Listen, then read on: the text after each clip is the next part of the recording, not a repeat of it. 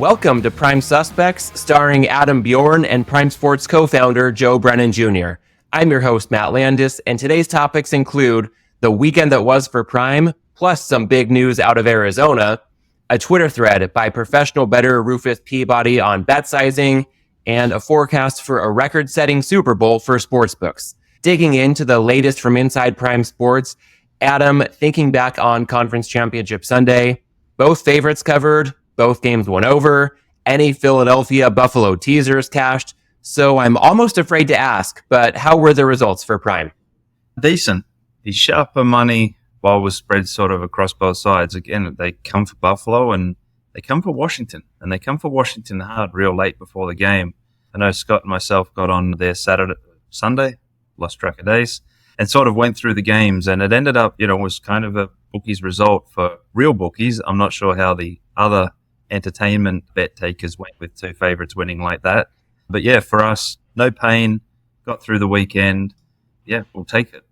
Glad to hear there wasn't much, if any, pain on your end this past weekend. I feel like there was a lot of pain for any non-Chiefs fans out there. At this point, it's almost impossible to ignore the amount of noise from the masses calling into question the integrity of the game after another Kansas City win that was at least supported in some way by a couple of questionable calls.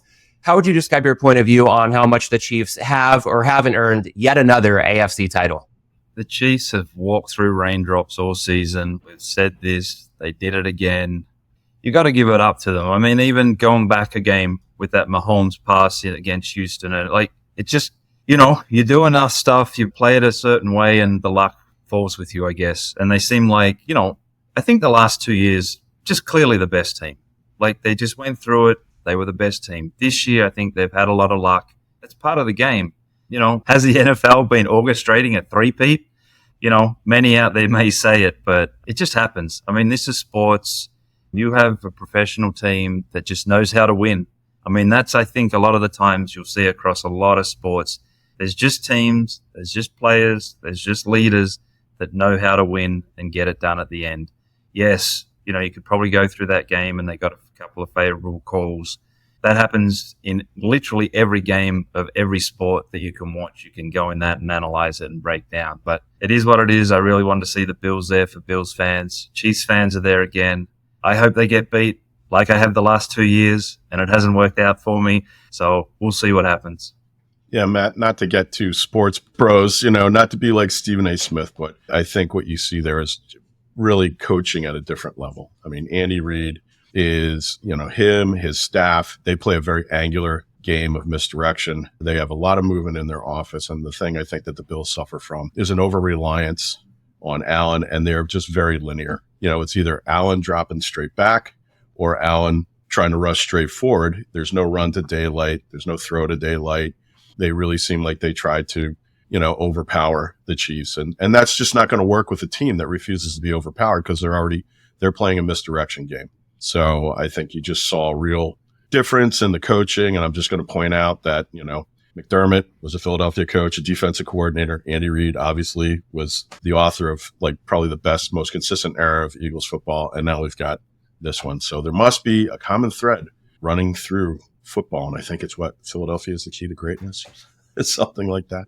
But the notion that I love it when you see the trash being talked by players online, they seize on some singular moment. And let's agree that NFL refereeing, it only seems more and more inconsistent year after year because we're just getting better and better looks at what they are dealing with in real time on the field. There are quite a few calls that when we get, 9 different angles to look at, that you're like, yeah, clearly that was a bad call. Clearly that was a bad spot, something like that. But it is difficult to do this stuff in real time. And we know that really the only team that benefits from getting calls from the refs are the Dallas Cowboys. I think the Chiefs are just a very good team. Spoken like a true Eagles fan. And guys, if I try to get objective on this and divorce any notions of motives the league or any refs may or may not have, it just baffles me that we are still relying on the naked eye and a chain gang for some of these high leverage moments. I mean, Adam, you guys book a lot of soccer, a lot of tennis. It seems like the technology is in place to pretty accurately and immediately define where exactly the ball was in a crucial moment like this. So any thoughts beyond the narrative of motivations and just the technology and the year 2025 relative to how the NFL is going about this right now? Then how do we get to blame the refs? Like, it takes all the fun out of all the sports and the betting and the bad beats and everything like that. I mean, I'm for the blatant ones, but, part and parcel, I think they get enough challenges. Maybe there's some more things that can be challenged. But, I think there's still aspects of the games that you just have to let go. Let it play out. Let the luck fall. Let shit happen. Otherwise, it just becomes very boring and monotonous and no sort of side conversations for people to go nuts about on social media and things like that. I'm all for the nuances and little things falling here and there. Yes, there's often that I don't want it for a result or it costs us a shit ton of money, but you get those going in the other way sometimes as well. For me, it's still sports. It's still part of the game. I wouldn't want to completely, absolve the refs or anything of this nature. It's part of the game. Let it go. Yeah, I mean, the great American conservative columnist George Will described football as the worst possible things in American society. It's extreme violence punctuated by committee meetings. And it would be even worse if after every single play, they then had to go to the cameras and dissect it to see, like, okay, there was a hold here, there's a offsides here. What I really love is when they show those old NFL films reels, right? And they show plays, they show, guys like Ray Nitschke and Dick Butkus and people like that. And you see what they do and the plays they're making. You realize every play that they just showed on that NFL film would be a yellow flag in today's game. But there's a certain, there's a lot of us who look at it like, oh, that was Camelot. Those were the golden years. The game has gotten faster. The athletes have gotten better, and technology has reared its ugly head to give us a more intimate look. But the game really hasn't changed. People were missing this stuff before when they had the benefit of 11 different camera angles. It's the inevitable outcome. It was one of the things that we pushed back on when we were doing legalization, when people would say, like, well, if you have legal sports betting, people are really going to doubt the outcomes. You say, like, well, first of all, Dallas Cowboys, everybody doubts their outcomes. Second of all, no, the consistency and the technology around your game has people doubting your outcomes. And the networks really have more to blame when it comes to this narrative appeal. I don't think that the NFL, we didn't get the script this year. I don't know. Maybe we missed that one in our inbox from the NFL that had Kansas City pushing for a three-peat. But, this is more about how the networks, how it's being marketed. They're more wrapped up in it than what the NFL is. If the NFL was really trying to steer teams, right, to get the best possible Super Bowl result for television, we'd have an LA team versus a New York team every friggin' year, and we don't. So I think people ought to get over themselves on this one and just get on with it, say that it's a human game, so it's an imperfect game. There are imperfect results. If it affected your money, I'm very sorry about that, but that's just the way things roll in this. And speaking of getting on with it, Adam, how would you describe some of the early action you're seeing on the Super Bowl? Kansas City, I can already tell right now, and I know we're getting into it later, but, a close number like this, you're going to get good volume across the board on all the different props and everything like that.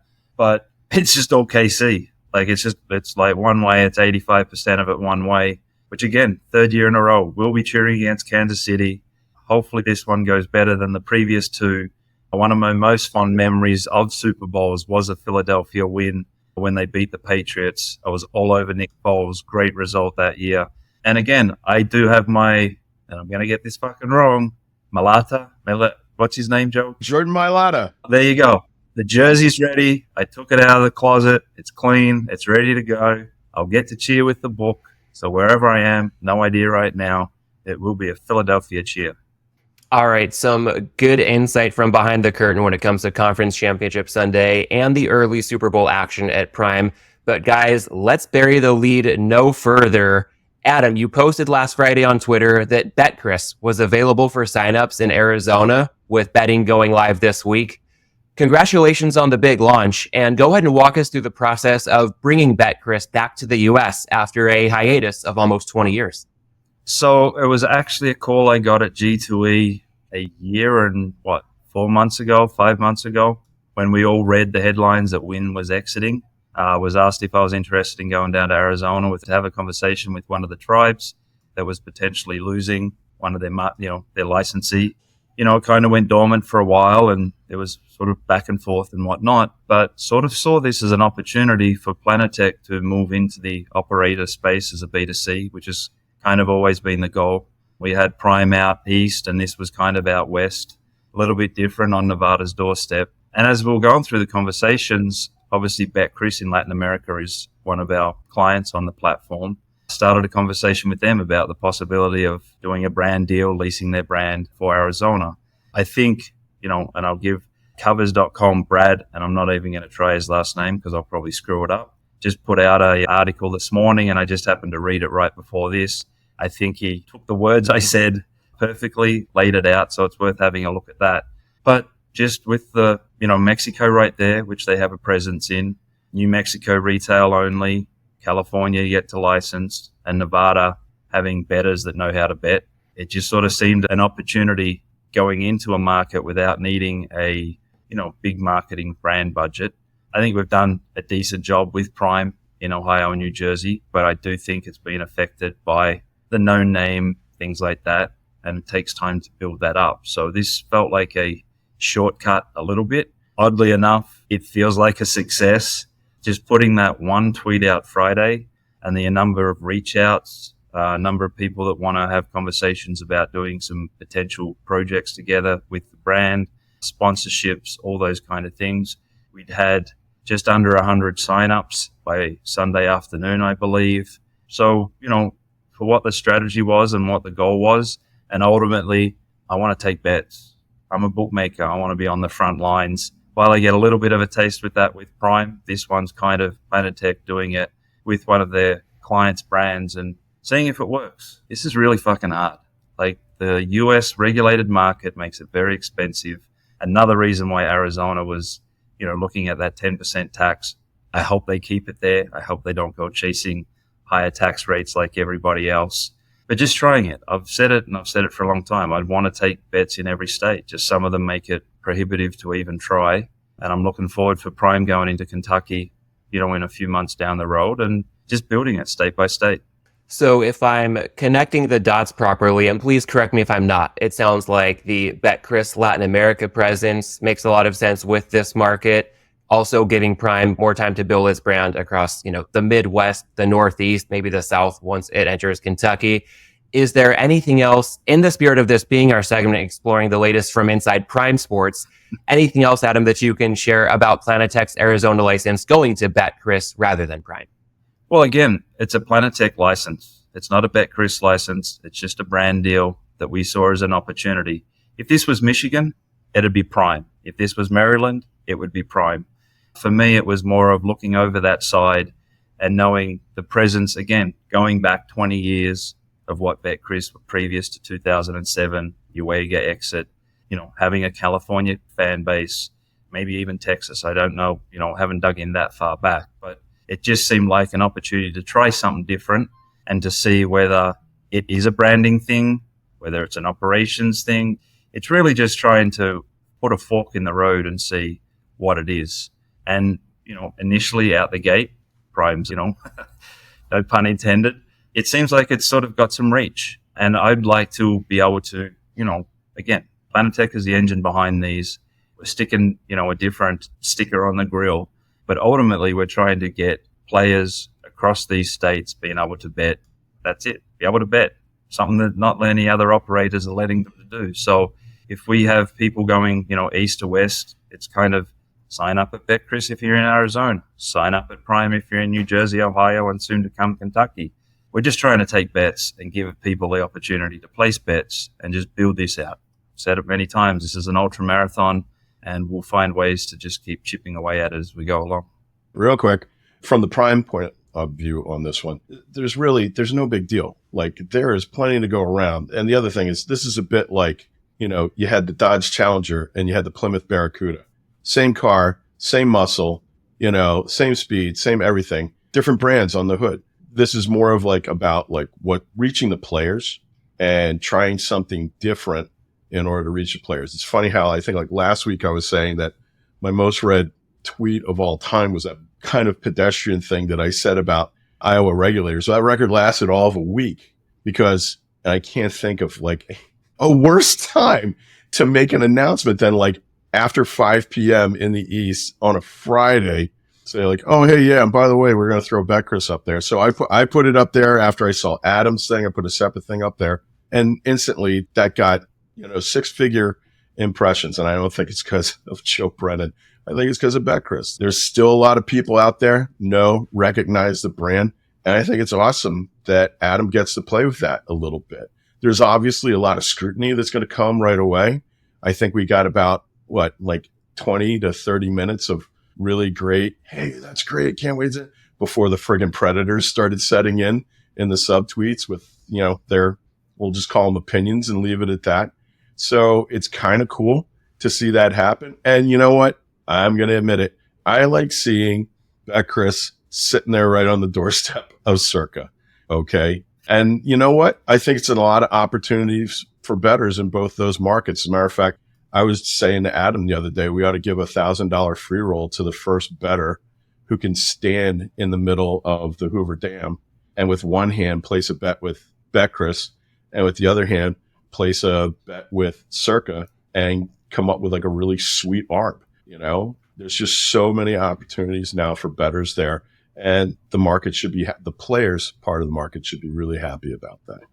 And from Prime and Betcris to Circa and beyond, whichever books bettors use to get down, proper bet sizing, always a key to success. So we'll use that as a jumping off point for this week's water cooler segment. There was a Twitter thread posted by professional bettor Rufus Peabody last Tuesday, exploring the intersection of math, philosophy, psychology, and market understanding when it comes to determining bet sizing. And the take-home message from Rufus was that betting isn't about maximizing wealth for me. It's about maximizing utility. By flattening stakes, avoiding fragility, and respecting market signals, I aim for balanced, sustainable growth rather than short-term highs that risk long-term collapse. Joe, is someone who co-founded a sportsbook that takes all comers, including sharp bettors like Rufus, what's your point of view on the thoughts he shared in this thread? First of all, I can't believe Twitter is for free some days. Like when I see somebody like Rufus, and as sharp as that guy is, as open as he's being, and he's basically giving a master's class on Twitter for free for people who will listen, okay?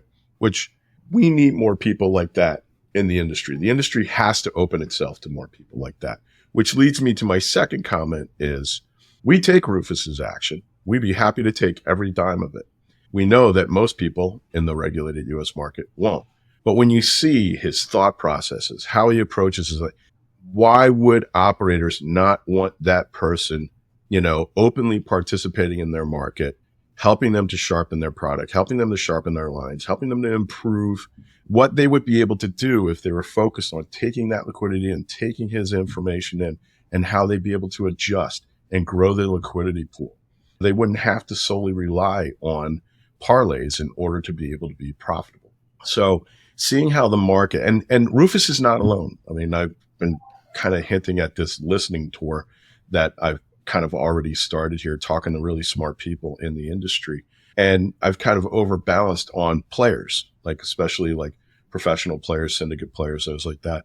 And the number of people who are like Rufus, and they have these very unique takes on the marketplace. And that, when you listen to them, you can just envision how having their open participation in a regulated, visible marketplace, instead of so much of what they have to rely on their participation is either indirect through movers, networks, beards, whatever, or, playing offshore, playing on the street. That is a real missed opportunity for optimizing this industry. So when I see Rufus open up like that, I just think like, we have to find a way of being able to having the entire industry embrace people like that and make it better and head towards optimization. And Rufus, if you are listening, I know you have your own podcast during the week with Jeff, so you're a busy guy. But I love the way you live out loud in this industry. We're lucky to have a guy like that. But when you get deep into the comments below his, it's something that ought to encourage any bookmaker who would say, oh, well, we can't let Rufus in. He's just going to eat our lunch. We won't have any profits. No, because it's amazing how his rational explanation of how he approaches his work is then responded to by some of the biggest, most ignorant chuckleheads out there. That's what, hey, guys in the regulated market, if you're afraid of Rufus, great. Everybody who comes after him, all the guys in his subtweets, that's where you're going to make your profits. It week after week amazes me the number of people who go on social media beating their chest about betting, who I would love for them to, I wish I had a bet with me now button that I could hit when I saw their stuff, because we would clean up. Anyway, Adam always has a better opinion about American bettors than me, but I just see it all as a missed opportunity. Adam, as we get into that a bit further, if you put yourself in the shoes of a bettor looking to improve his or her process, what should be the top takeaways from this? Well, I mean, Rufus just lays it out. I mean, he says exactly the way that you should do it. Me and Rufus are the most polar opposite gamblers there are probably on the planet. He's talking about bet size. I'm wondering what my bankroll is and how much can I get on, and, you know, how much of it I can risk completely. For how good Rufus is, I'm sure there's times where he underbets wholeheartedly. There's probably times where he leans into it a bit more. Or there's times where he's just, you know, got such an edge on it that he just continues to eat away at the edges and ends up with a bigger position that he'd like. And, you know, I've seen him on the Calcuttas that we've done where he said, well, I've bet this one. I'm looking to, you know, even it up a bit or hedge a bit back or do a few things there. I mean, he just lays it out like a consummate professional of how he's doing it, how he sees it, and that it's not all the same. It's not about the math. There is the philosophy of it. There is the psychology, which for me is probably the biggest piece of it all. It's very, very hard to lose, but know that you have the edge and you're on the right side and continue that path forward.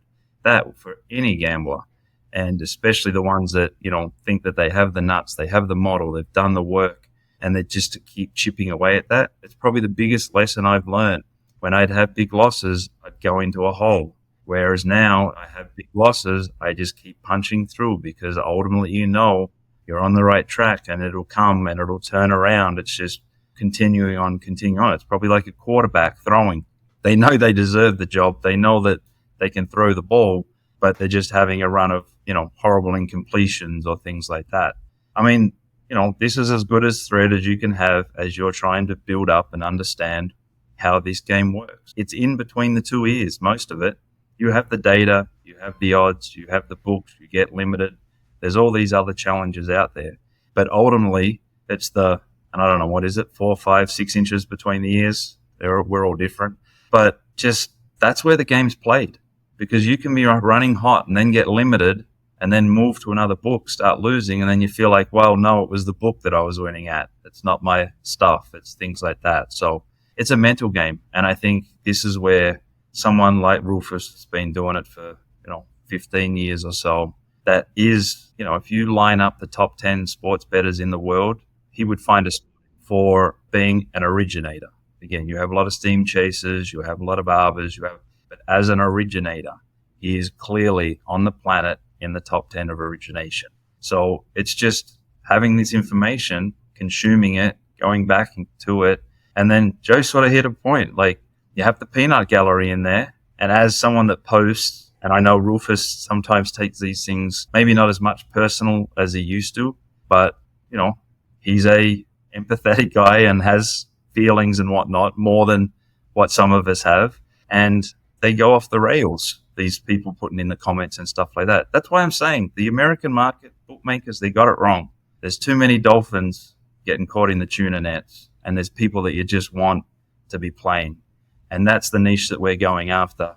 And these are, as Joe said, you can read through these things and you go, this is why we're doing it. This is why we're trying to push forward, accept all bettors, take the bets, work out, who may have an edge in one sport but not another, and who's just, firing across the board, who's an arbitrager that's, again, doing our good work for us into other operators.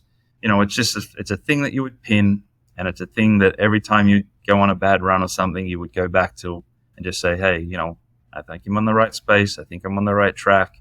this is in my head or the philosophy, or I'm not reading the market right. And it's just one of those things you go back to continuously. Well, making progress toward mastery of that mental game of betting and dialing in bet sizing is going to be especially important these next couple of weeks for a lot of bettors with the Super Bowl approaching. So as we pivot to our look ahead segment, I'll reference a headline from a Legal Sports Report article by Eric Ramsey published yesterday. U.S. sportsbooks barreling toward record-setting Super Bowl 59. The key takeaways here were that handle across U.S. regulated markets expected to grow more than 15%, surpassing a record $1.5 billion. Nevada, historically the epicenter for Super Bowl betting, likely to be overtaken by New York. And the emergence of prop-based fantasy products and event contract trading having a profound impact. Joe, I think it's fair to anticipate no shortage of action between the breadth of the board for the Super Bowl as well as the magnitude of the game. How do you think the handle at Prime will be most different than the action at a lot of the other books across regulated U.S. markets? I mean, first thing for us is to get the main markets right? I mean, they've been bouncing around quite a bit. I know a lot of people get their prop menus up really, really early to get those early shoppers because it's become such a sensation, right? Especially around the Super Bowl. Although it's now harder to differentiate the Super Bowl from every week in the NFL because everybody's really ramped up their prop wagering menu. The Super Bowl, though, still kind of on a different level. But, I don't think you're going to see for real bookmakers, not, entertainment marketers like the other guys. They might not have up a lot of early prop markets, but the limits are going to be incredibly low. And they're going to be, close to entertainment type props. For the serious stuff, we'll roll in a little later with that, as we take in more information about the game, about the market, about the teams. And then you'll just see those menus broaden. And then the other thing is the stakes. I think our stakes will probably be deeper, than some of the limits. And you hear, some of the rec shops offering props on color of Gatorade and crap like that. And what's the over under on how many times they're going to show Taylor Swift on TV and horse shit like that. And you also, the kind of blend in the media. I know there's a few people out there that really get their panties in a twist about, the amount of coverage that like the unregulated shops get for some of the props that they have that like we can't do because we're prohibited by regulators from offering those type of entertainment props. But that like guys like, it seems like Bet Online every year is really trying to get in trouble with some of the stuff, and they have really good media coverage for some of the props that they have. But then you see like, well, what's the, the max wager that's available for them? They're like $1, $5, So it's entirely a marketing endeavor on their part. We're going to be a little more meat and potatoes, more of a betting endeavor as we increase our menu. But I expect that the first week is all going to be about media discovery, about like Super Bowl props. And then all next week in the run up to the game is going to be a discovery about like problem gambling, because that'll be the other thing. You have the biggest event is going to run into, the biggest media backlash that you could possibly have. And then all of the offers, because this is the last big football moment for the year for the recreational sports books to use as an acquisitions event, right? I expect the offers to just get absolutely crazy. And that is just going to feed the responsible gaming aspect of it. So it's kind of like the best of times, the worst of times in some ways, but hey, at least Philly's playing in the game. And Adam, when it comes to bettors acting responsibly and looking to make the most of some of the offers that books will be dangling in front of them over the next couple of weeks, on a Super Bowl betting board with seemingly infinite options, where do you think people should be looking for the best edges? Well, it's always the props. I think in particular, a lot of people find those cross-sport props, the ones that are played, Saturday versus Sunday and things like that. This game's built for big volume. You have one, it's a closely priced game at currently 1.5. You have KC, which is going to have all the front runners and all the favorites and people thinking that they can win 3 in a row, first NFL team to do that. Then you obviously got the popularity contest that we saw last year with Taylor Swift involved. So now you have all the Swifties on Kansas City. And then on the other side, you literally have the rest of the world and the planet and every other NFL team hoping that KC don't win. So, the underdog bettors of Philly, the KC haters or the three-peat haters not wanting to see that happen. It's built for the game to bring volume. And again, as to target, what to target, the thing is different now versus other years, previous years, 5 years, 10 years ago, is these props are done every week. So the numbers start to get really sharp. So you've got to actually go in and look at the game and see how you think it's going to be played out. For me, it just looks like, a big ball in air for KC. The defense on Philly is strong. Top defense from what I understand this season. I think it'll be a grinding game. Hopefully my sportsbook in Jamaica puts up the 14-1, the overtime again, and I'll be back into that. But yeah, generally it's take a look at it. The menu will overpower lots of people. Pick a few spots, things for the entertainment bettors, something that'll stretch over multiple quarters where you can sort of watch players or whatever else in that aspect. And then again, on the pros is watch the markets, watch the move early. There's always, one place moves very quickly. So there's some stale lines around. So I think those ones that really know what screens to watch, etc., that's the opportunity there as well for those that have, those outlying books that don't keep up quickly, because it's way too much for bookmakers to keep up with. Guaranteed there'll be stale lines somewhere, or there'll be information, or there'll be something that you can read and see and pick off, little outlying aspects of it. So if you're going to get involved, take your time, do your homework. Sure, if you get early numbers, you can rush into some things, but even Super Bowl day, I know there's plenty of pros out there that are getting lots and lots of big juicy opportunities because the weight of the market is just moving certain things a certain way. So there'll be opportunities there. You don't have to rush in. Wait, it's a Super Bowl. There's more props than anyone can count, and the bookmakers can't keep up with it. So take advantage of it. Adam, when you talk about the weight of the market on game day, opening up some edges for professional bettors looking to get down at a scale they can't imagine any other day of the year, I think about the quick overtime reference you had as well. I think you said you were looking for 14-1. I'm guessing you may have been implying you're looking for a 14-1 on yes for this game to go to overtime. And check me if I'm wrong on that. I just wanted to raise it here because conventionally, I've heard of a lot of bettors waiting until shortly before kickoff, let all the money come in on the yes for people looking to risk a little to win a lot, knowing that the true odds often were in favor of betting no overtime. We had a game go to overtime last year, so maybe that will change the way people think about all this. But walk me through your thought process on yes or no overtime and the price points involved for people looking to get to that level of granularity on a unique Super Bowl prop betting board. Yeah, I mean, that was a thing that came with the safety years ago. There was a couple of safeties, and suddenly the safety was at the ridiculous price on the yes.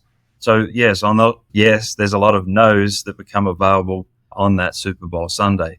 For me, I've had it, and last year was the first year that they didn't make it available, was these, you could get minus 800, minus 900, no overtime. And I had this sweet little sports book down in Jamaica that obviously copied their line from 10 years ago and just kept putting up 14-1, 14-1, 14-1. So I wasn't even arbing this. I was just eating the yes as much as I could get on. It did hit one time many years ago. Yeah. Patriots Falcons 28-3 goes to overtime. There you go. The one that, yeah. So it's just knowing, the outliers of those books. And that's where it's doing the work. It's trying to have as many outs as possible. It's just watching the numbers and knowing how, the market moves. And if you want to better know, then generally those things, it's best to wait till late because most of the market don't want to lay any kind of number and they just want to bet on the yes side. And again, depending how the books are structured and have things up, they can't keep up with it all. So there'll be just weight of money that they'll look at something and they'll just go, this is moved to, we have too much on this, and they'll just move it and they'll over move it. And that'll open up opportunities as well. But yeah, it's just a patience game. Like every betting event, things like this is just a bigger one where you can get overextended because there is a lot of props and there is a lot of books that are taking bigger limits than normal because they have the liquidity. So it's all just it's a patience game, a psychological game as we go back to, and just be patient. Guys, one final question here, a jump ball to take us home. Thinking back to the start of this segment, the headline from the Legal Sports Report article, a record-setting Super Bowl likely on the horizon here. When all is said and done, what do you think the biggest story will be around betting on this year's Super Bowl? It's good that it's in a state that sports betting's legal. So, and Louisiana has it. They have all the key books and whatnot. I think, again, the volume will be enormous. I expect that they'll break whatever records that they're looking to break. And again, the idea is hopefully it's just a good game at the end of the day. And There's no bad decisions to say, again, it was scripted for a three-peat or anything like that. But that's just part of the game. That's part of the peanut gallery's nature. So, yeah, I mean, bring it on. Let's ride as much action as possible. Let's cheer for the Eagles, and let's get them home. Yeah, I mean, the big takeaway is I hope there's no bad beat that we got to listen to everybody drone on about. Again, coming back full circle. This is the most overanalyzed game in sport, I would imagine, globally. And with that level of granularity that you can drill into it, you just hope that the game is done well on the merits and that we don't have some sort of call that, whether it reinforces this narrative that like, well, the NFL wants KC, or that, the bookmakers and the leagues are in on it together. Boy, I'm sick of hearing about that one every week. Just hoping for a good, clean game here right now that, win or lose, everybody can come away from fairly satisfied, and that Philly wins. And on that note, we will go ahead and wrap up this week's episode. To the audience, however you plan to bet or not bet on the Super Bowl, thanks as always for betting on us as a worthwhile use of your time this week. Go Birds. Thanks for listening to this week's episode of Prime Suspects. Register for Prime Sports at primesports.com and download the Prime Sports app. You can follow us on Twitter at Prime Sportsbook, at Joe Brennan Jr., and at Adam Bjorn 2. You must be 21 or over to play on Prime Sports. Always bet responsibly and within your limits. If you or someone you know has a gambling problem, call 1-800-GAMBLER.